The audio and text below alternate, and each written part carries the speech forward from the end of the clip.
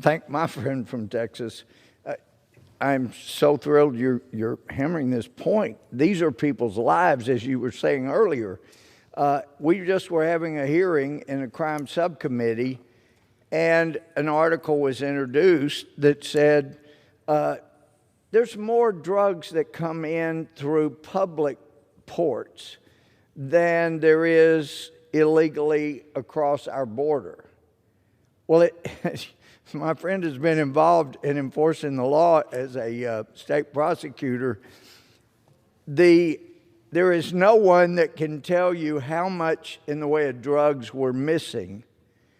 But these kids are now there's incentive from the Biden administration to keep you reusing these kids. And Border Patrolmen are saying, you may have touched on this earlier, my friend may have touched on it, that actually they're recognizing some of the kids that come in and help people get to stay there, and then they'll go back across the border and come with another group.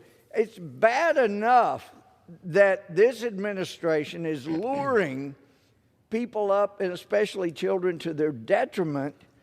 But it's even worse when they become just products to be used and thrown away.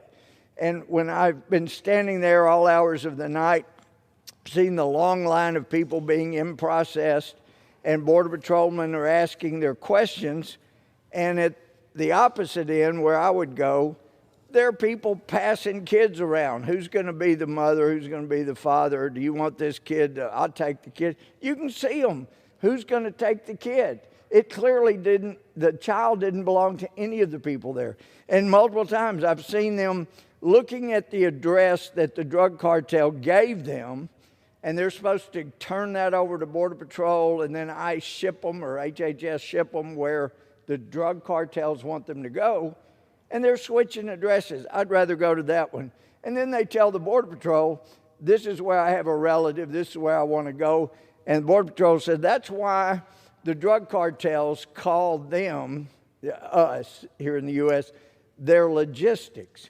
They get them illegally across the border, and then taxpayers ship them wherever the cartels want them. I yield back to my friend. Well, I thank my friend from Texas. I think the gentleman who has spent time at the border, as I have, would appreciate the story that I can recount, that when I was, I think, last there was a conversation involving a young man who had come across, and he was being questioned, like you just described, and through the questioning about where he came from and all the things you go through, his age and so forth. And then at one point, the young man said he needed to use the bathroom. And the Border Patrol agent said, oh, sure, that's no problem. He said, let me get up and show you where it is. He says, oh, I know. He knew. He knew where the bathroom was. It wasn't his first rodeo. This is happening every day at our border, literally every day. But the media just goes about its business, ignoring the crisis now that it's not politically expedient to do so. My colleagues on the other side of the aisle who spent 2 years, the last 3 years, saying this is all manufactured crisis, right? There is no crisis at the border. Then trumpeting the crisis suddenly, right? There was no crisis. Then there was a crisis. Then there was people drinking out of toilets. A lie. Then there was about kids in cages. A lie. The fences and the barriers put up in facilities to protect these kids and separate them from the dangerous elements to make sure someone claiming that they're this kid's uncle is actually the kid's uncle. Those chain link barriers put up in these big facilities were put up by whom, my friend from Texas?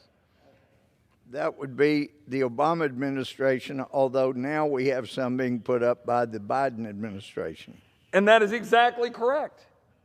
And yet, for 4 years under the Trump administration, my colleagues on the other side of the aisle went around ranting about the treatment of migrants that we're dealing with because of very broken policies, trying to protect the kids, keep them from being abused, put them in air-conditioned facilities so there's airflow, the chain link barriers so you can see them. Oh no, kids in cages. Oh, drinking out of a toilet. It was a lie. It was straight up a lie. I sent my chief of staff down the next day went and looked at what they were talking about, and it was one of those devices that has a toilet with then a water fountain off the back of it, which we have in all of our facilities and a lot of our prisons, facilities, ICE facilities, and stuff in this country. By the way, every bathroom in America, the water supply behind your drywall is supplying the water to your faucet and the water to your toilet. Oh, but this is kids drinking out of toilets. Never let a crisis go to waste, my colleagues on the other side of the aisle. We're seeing that right now with $1.9 trillion. We're seeing that right now. And we're seeing the result of that right now with the Biden border crisis directly of the making of this administration. The direct consequence of undoing and refusing to enforce the laws, undoing the Migrant Protection Protocol, working with Mexico, refusing to fully enforce Title 42, refusing to go through what you're supposed to do on asylum determinations, refusing to limit catch and release, and instead turning the Department of Homeland Security into a catch and release organization, trumpeting an amnesty bill, and then attracting families to come through dangerous channels, risking their own children and lives at the hands of cartels, all to profit, enrich cartels, and then have the audacity to say that is compassionate, the audacity to say that that is pro-immigrant. Meanwhile, the people I represent, the Texans we represent, we're having to foot the bill. We're having to deal with it. We're having to deal with schools. We're having to deal with high-speed chases. We're having to deal with crime, drug trafficking, the reach of cartels into South Texas. And no one in this people's house gives a whit because of political expediency. I'd ask the Speaker how much time I have remaining. The gentleman from Texas has 2 minutes remaining. So, gentlemen, does my friend from Texas have anything else he would like to add? Reinforce, when these people get into the United States, their nightmare is not over. They get shipped to towns all over America, and those that are wearing colored armbands now tell the drug cartel what their situation is. When they get where they're going, they're still under the thumb of the drug cartels to either sell drugs or sex trafficking. And if they don't pay up what they owe, then a family member gets killed or some part cut off. We know how bad the drug cartels are.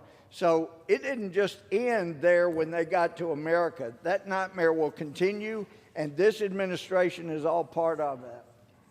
Well, I thank the gentleman.